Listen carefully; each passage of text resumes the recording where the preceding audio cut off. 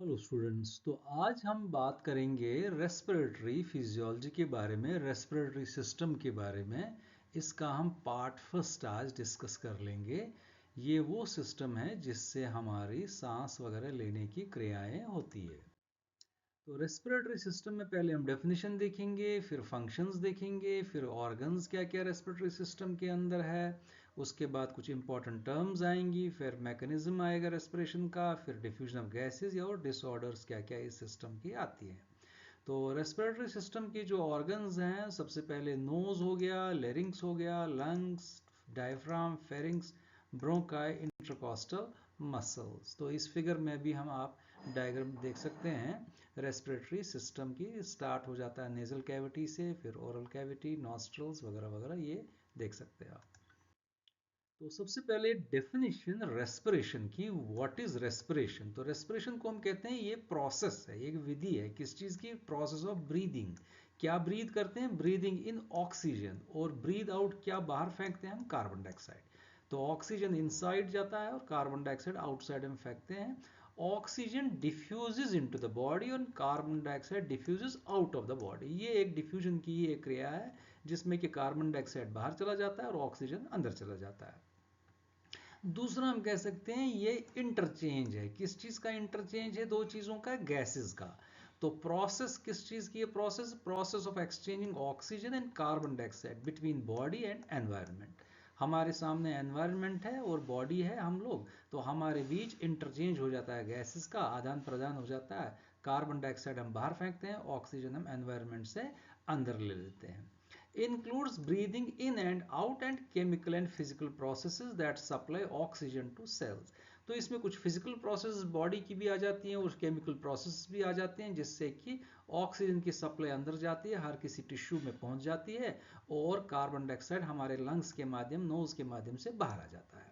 और एक चीज है कि ब्रीदिंग और रेस्पिरेशन में हम बेसिक फर्क समझना चाहते हैं। ब्रीदिंग एक फिजिकल क्रिया है जिसमें कि हम सांस ले लेते हैं, इनहेल करते हैं एयर और एक्सहेल करते हैं, बाहर फेंकते हैं हवा को।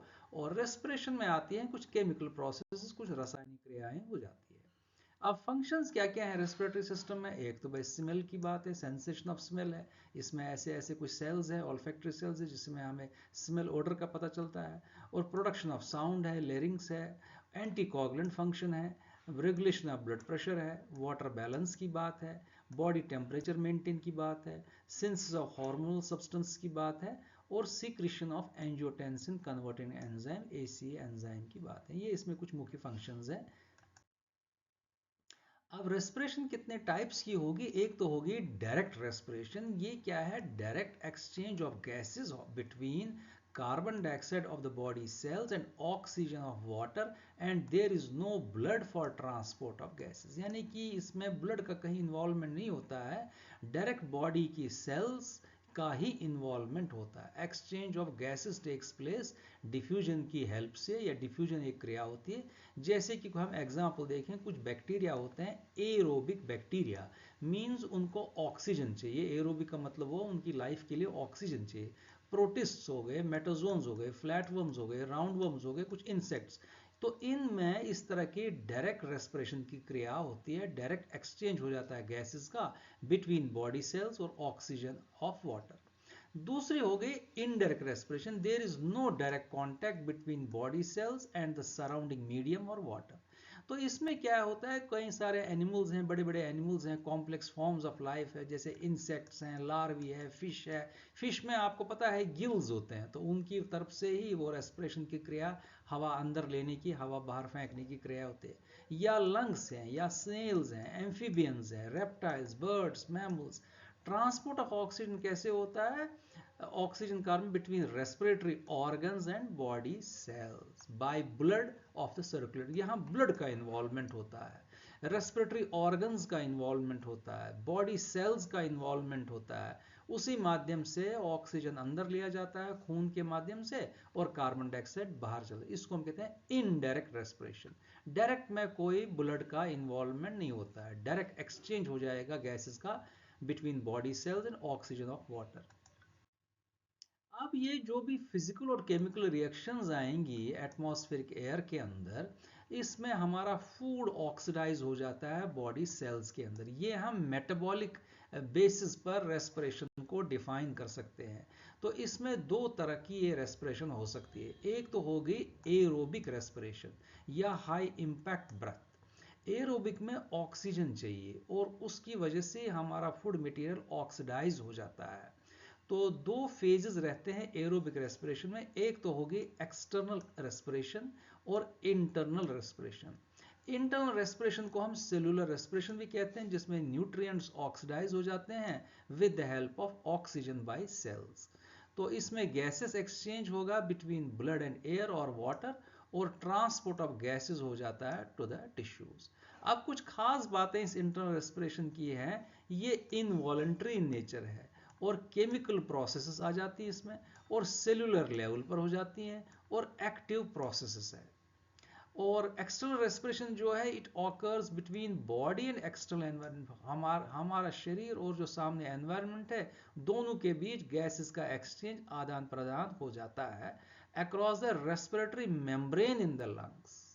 और ये वॉलंटरी भी हो सकती है, इनवॉलंटरी भी हो सकती है, और एक मैकेनिकल प्रोसेस है ये।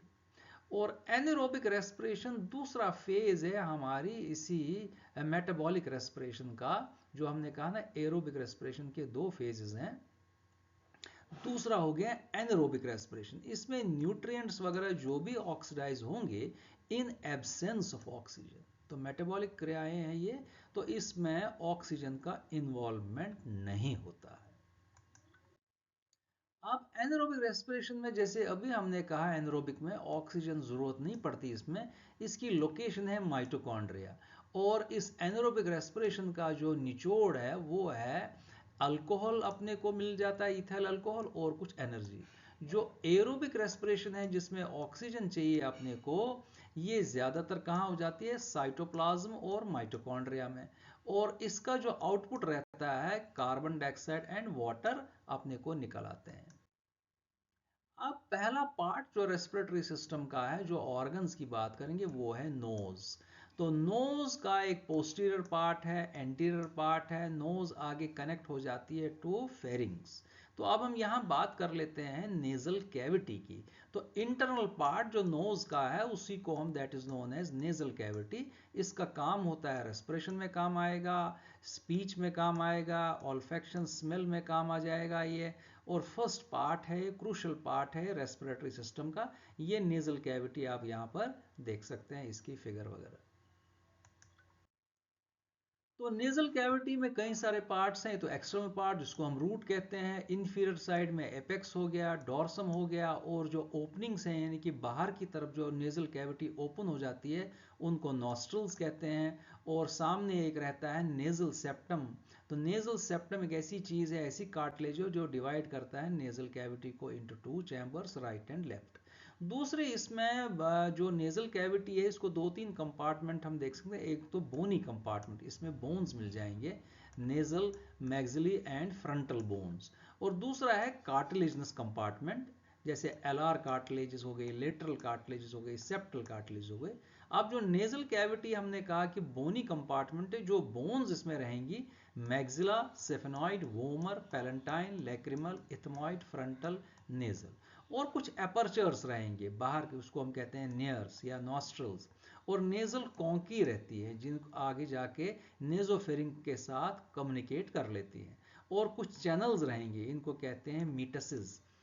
Inferior nasal meatus, middle nasal meatus, superior nasal meatus, sphenoid meatus वगैरह ये रहती है।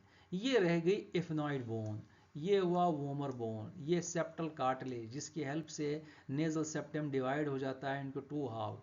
ये मैग्जिला हुआ, ये पैलेंटाइन हो गया, ये फ्रंटल पार्ट हो गया। ये नेजल बोन हमारी यहाँ पर नजर आ रही है इस फिगर के अंदर। ये फर्दर देख सकते हैं बोन्स ऑफ नेजल कैविटी आप, ethmoid bone, sphenoid bone, palatine bone, vomer bone, खासकर ये इस फिगर के अंदर। यहाँ पर भी फर्दर आपको दिख जाएगी कुछ कार्टिलेज जो हमने नेजल कैविटी की बताई, superior nasal cartilage, nasal cartilage, external nasal apparatus या कार्टिलेज, इसमें भी फर्दर नजर आएंगी। ये यहाँ पर नेजोफेरिंग्स वगैरह के साथ ही कम्युनिकेट कर लेती हैं। अब नेजल जो हमने नेजल कैविटी बताई, तो इंटरनल नोज को हमने बताया it is divide into right and left nasal cavities by nasal septum, और nasal septum communicates with external by nostrils, और nasal cavity communicates with nasopharynx through nasal aperture जिसको हमने कहा कॉन्की। और नेजल कैविटी में दो मुख्य पार्ट्स हो गए आपके, वेस्टिब्यूल और नेजल कैविटी। वेस्टिब्यूल स्मॉलर एक पार्ट है, इसमें स्किन की लाइनिंग होती है, और उसके बाद एक और एरिया रहता है large posterior part, it is lined by mucosa. और नेजल कैविटी में आप देख सकते हैं, यानी conchae are oval shaped openings between nasal cavities and nasopharynx. ये हमारी कॉन्की हो गई जो हमने अभी अभी इसका जिक्र किया। और इसमें कुछ एरिया रहेंगे नेजल चैम्बर के अंदर, इस डिफरेंशिएट हमने वेस्टिब्यूल अभी भी बता दिया। रेस्पिरेटरी रीजन काफ़ी हाईली वेस्कुलर होता है, और ऑल्फैक्टरी रीजन जिसमें ऑल्फैक्टरी एपिथेलियम रहता है, ये अपनी स्मेल वगैरह में काम आ जाता है। तो नेजल कैविटी पर कई बार कुछ शॉर्ट नोट वगैरह पूछते हैं। ये हॉलो है, एयर फिल्ड स्पेस है, located with in the nose है, क्रूशल कंपोनेंट रेस्पिरेटरी सिस्टम का है। इसका रोल है फिल्ट्रेशन में, वार्मिंग में, ह्यूमिडिफाइंग एयर, ब्रीद इन करते हैं हम एयर, इट लंग्स तक पहुंच जाता है, और ऑल्फैक्टरी रिसेप्टार्स रहते हैं जो स्मेल वगैरह के सेंसेशन हमें प्रदान करते हैं। और कैविटी में दो हाउस हैं, नेजल सेप्टम एक पूरी कार्टिलेज जैसी होती है, हमने अभी भी बता दिया, और नेजल कैविटी में कुछ आपके हमेशा ये सीलिया रहते हैं, तो सीलिया जो डस्ट पार्टिकल्स एलर्जेंस हैं उनको ट्रैप कर लेते हैं। और दूसरा क्या है कि it works with paranasal sinuses, the pharynx and larynx, ताकि ये कनेक्शन बना रहे उन साइनसेस से ऑल्फैक्टरी सिस्टम के अंदर। Thank you. और लोकेशन कहाँ है नेजल कैविटी की? ये स्कल के अंदर है, behind the external nose, after the oral cavity, below the cranial cavity, in front of nasopharynx. और एनाटमी देखें, दो हाउस में है, बोन है, कार्टिलेज है, और ईच हाफ को हम बोनी प्रोजेक्शंस जो है नेजल कॉन्की कह देते हैं। These structures create narrow passages जिसको हम कहते हैं meatuses, they increase surface area for air filtration. तीसरा हो गया म्यूकस मेम्ब्रेन जो है lined with goblet cells. Goblet cells हमेशा म्यूकस ही सिक्रीट करते हैं। और जो इसमें एपिथेलियम लगा है नेजल कैविटी का, दो टाइप ऑफ टिश्यूज है, रेस्पिरेटरी एपिथेलियम और ऑल्फैक्टरी एपिथेलियम। तो कॉलमनर सेल्स इसमें बाकायदा होती हैं, और ये goblet cells they secrete mucus, और mucus traps dust and pathogens while cilia transport them. This is about nasal cavity. तो नेक्स्ट वीडियो में हम अदर पार्ट्स देख लेंगे रेस्पिरेटरी सिस्टम के। Thank you.